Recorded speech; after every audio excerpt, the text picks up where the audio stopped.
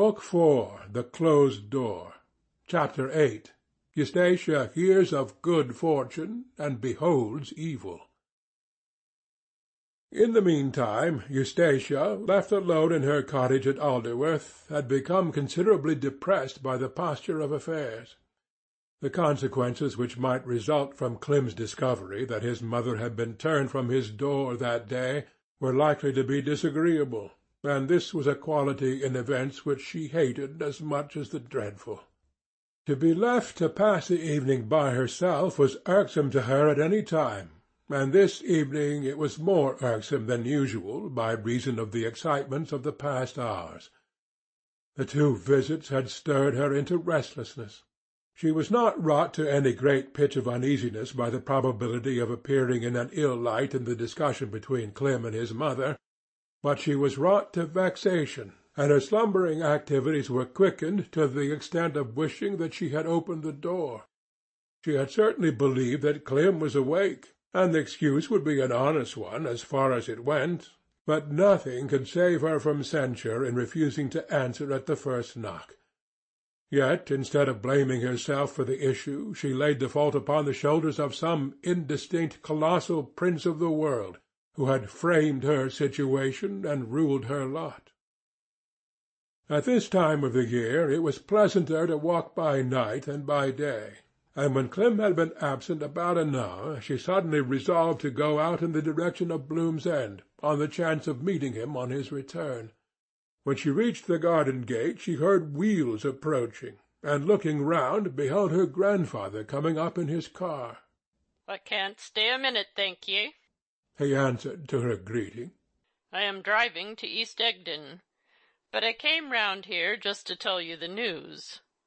Perhaps you have heard about Mr. Wildeve's fortune?"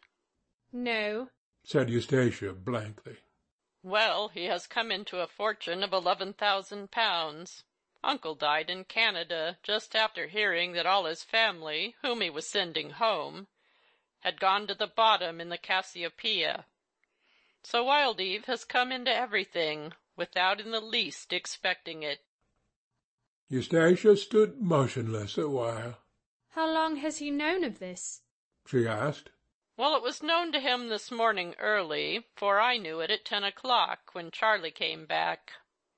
Now he is what I call a lucky man. What a fool you were, Eustacia!" "In what way?"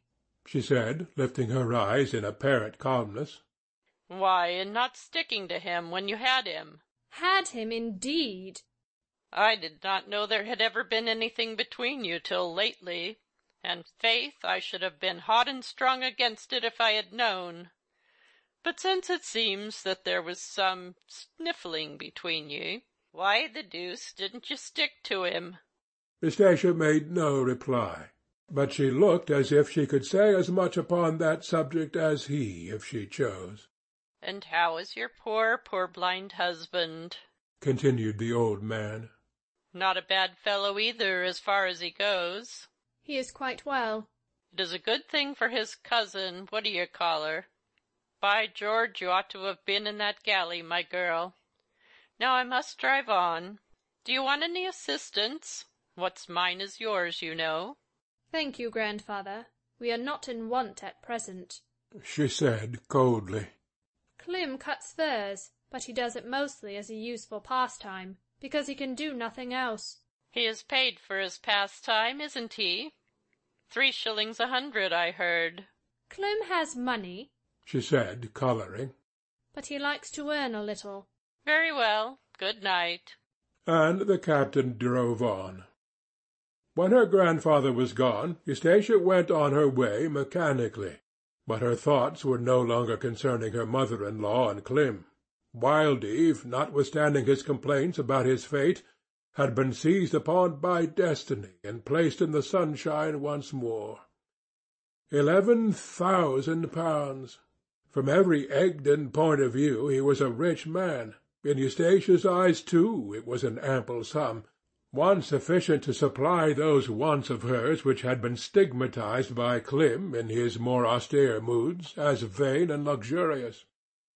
Though she was no lover of money, she loved what money could bring, and the new accessories she imagined around him coloured Wildeve with a great deal of interest.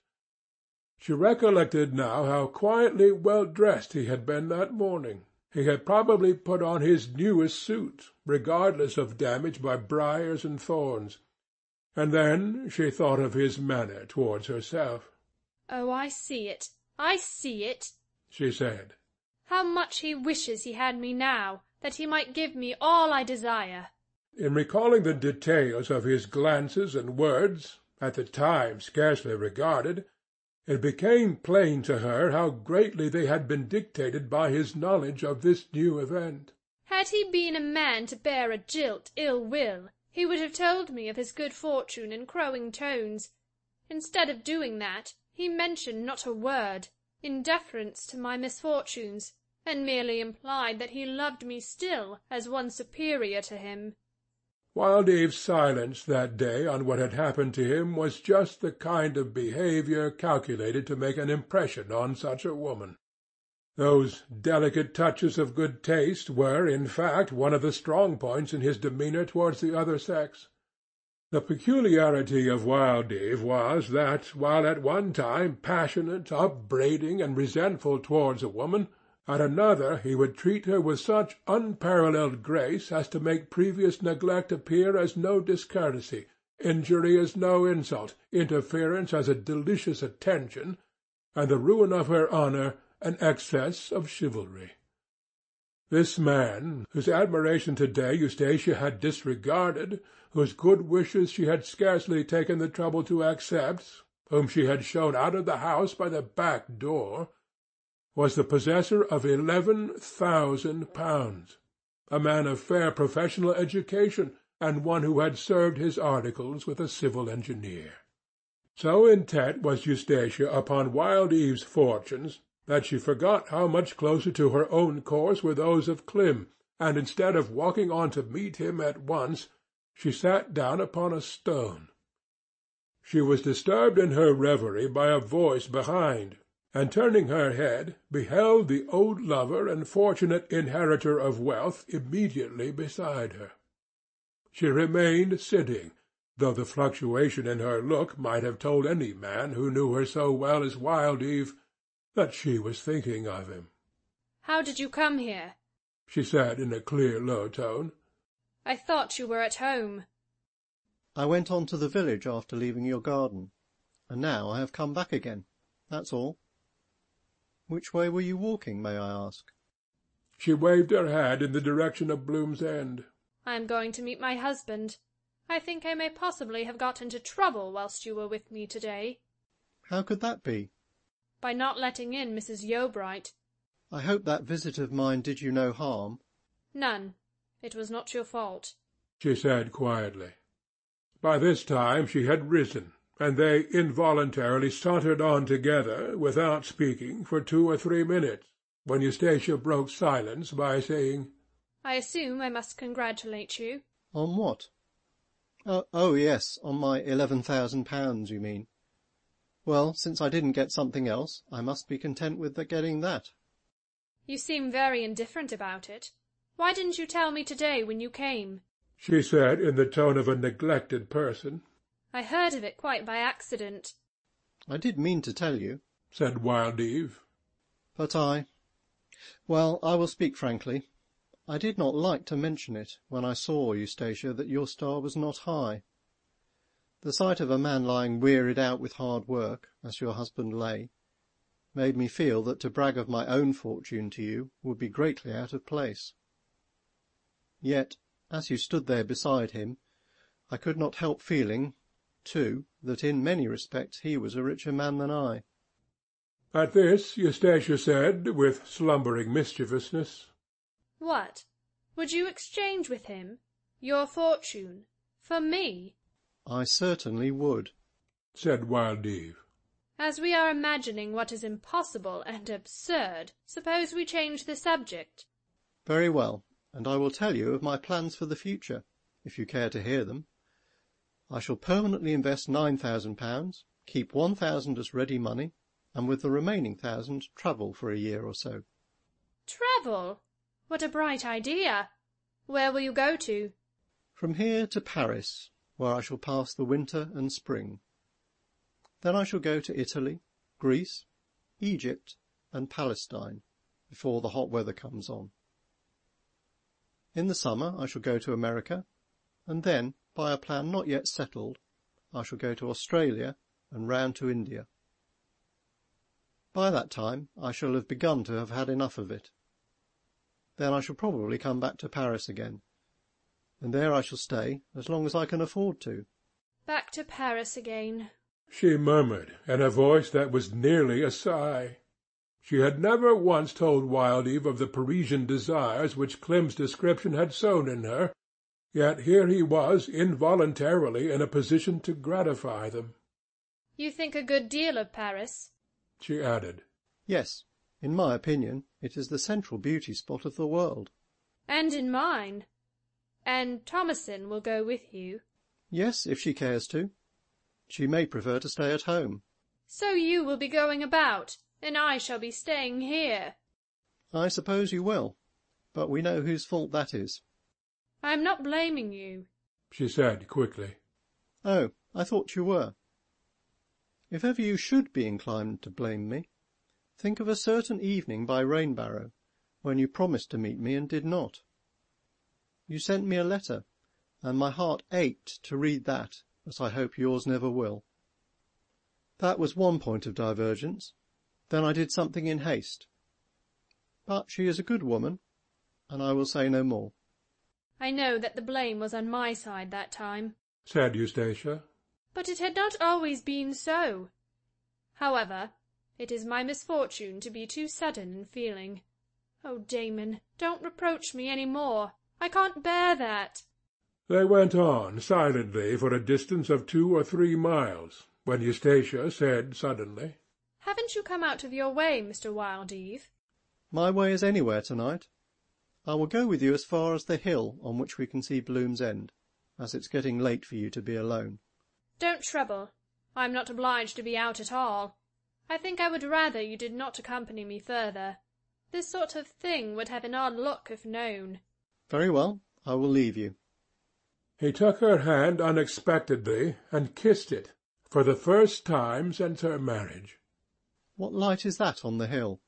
He added, as it were to hide the caress.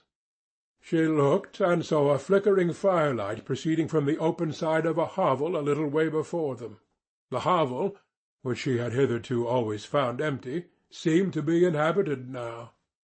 Since you have come so far, said Eustacia, will you see me safely past that hut?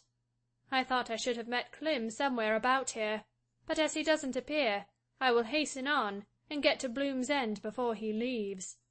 They advanced to the turf shed, and when they got near it, the firelight and the lantern inside showed distinctly enough the form of a woman reclining on a bed of fern, a group of Heath men and women standing around her. Eustacia did not recognize Mrs. Yeobright in the reclining figure, nor Clem as one of the standers-by, till she came close. Then she quickly pressed her hand up on Wildeve's arm, and signified to him to come back from the open side of the shed into the shadow. It is my husband and his mother, she whispered in an agitated voice. What can it mean? Will you step forward and tell me? Wildeve left her side and went to the back wall of the hut. Presently Eustacia perceived that he was beckoning to her, and she advanced and joined him. It is a serious case, said Wildeve. From their position they could hear what was proceeding inside. I cannot think where she could have been going, said Clem to someone. She had evidently walked a long way, but even when she was able to speak just now, she would not tell me where. What do you really think of her?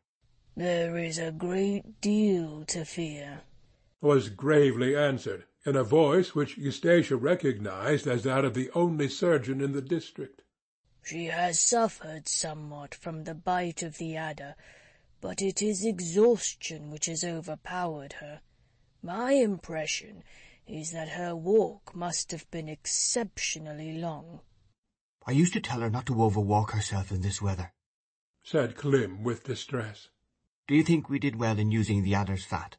Well, it is a very ancient remedy. The old remedy of the viper-catchers, I believe, replied the doctor. It is mentioned as an infallible ointment by Hoffman, Mead, and I think the Abbé Fontana. Undoubtedly, it was as good a thing as you could do, though I question if some other oils would not have been equally efficacious. "Come here," was then rapidly said in anxious female tones, and Clem and the doctor could be heard rushing forward from the back part of the shed to where Mrs. Yeobright lay. "Oh, what is it?" whispered Eustacia. "'Twas Thomasin who spoke," said Wild Eve. "Then they have fetched her. I wonder if I had better go in. Yet it might do harm." For a long time there was utter silence among the group within, and it was broken at last by Clem, saying in an agonized voice, "Oh, doctor, what does it mean?" The doctor did not reply at once. Ultimately he said, She is sinking fast. Her heart was previously affected, and physical exhaustion has dealt the finishing blow. Then there was a weeping of women, then waiting, then hushed exclamations, then a strange gasping sound, then a painful stillness. It is all over, said the doctor. Further back in the hut the cotters whispered, "Mrs. Yeobright is dead." Almost at the same moment the two watchers observed the form of a small old-fashioned child entering at the open side of the shed. Susan Nonsuch, whose boy it was, went forward to the opening and silently beckoned him to go back. "I've got something to tell you, Mother," he cried in a shrill tone. "That woman asleep there walked along with me today, and she said I was to say that I had seen her, and that she was a broken-hearted woman, and cast off by her son, and then I came on home." A confused sob as from a man was heard within, upon which Eustacia gasped faintly. "That's Clem. I must go to him. Yet dare I do it?